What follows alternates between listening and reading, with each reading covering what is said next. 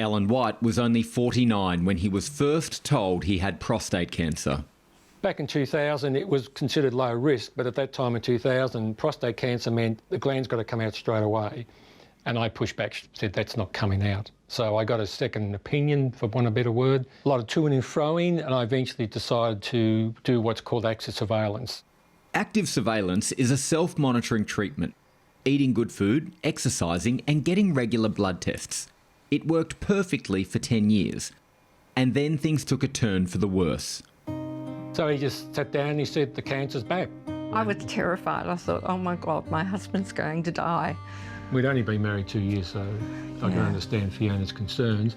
But I again wanted to step back and look at my options. And I really wanted him to get something done sooner rather than later because I was afraid.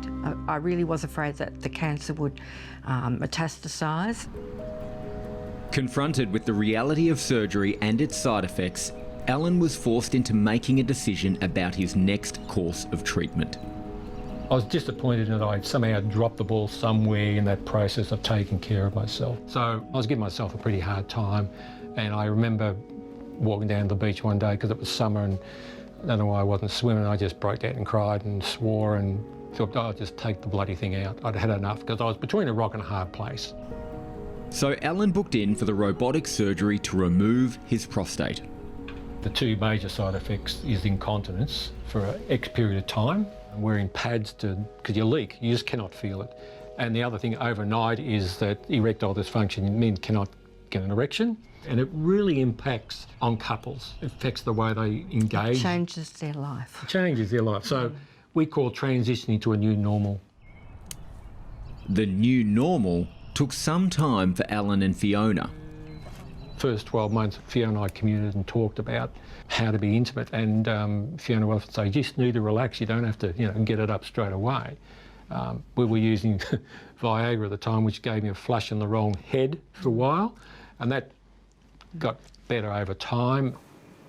On the positive side, there was something that we discovered ourselves that we didn't know about beforehand. It is possible for a man to have an orgasm without an erection. This was something we didn't know, and we discovered and thought, fantastic. That was interesting. So that was one of the few positive things we discovered. Another major positive, though, is that Allan is now in remission and they have both adapted to their new normal. It has changed our lives forever. The prostate cancer life before and life after are nothing like one another. We have learned a great deal about one another, and we have learned to work together, and it has probably brought us closer. Yep.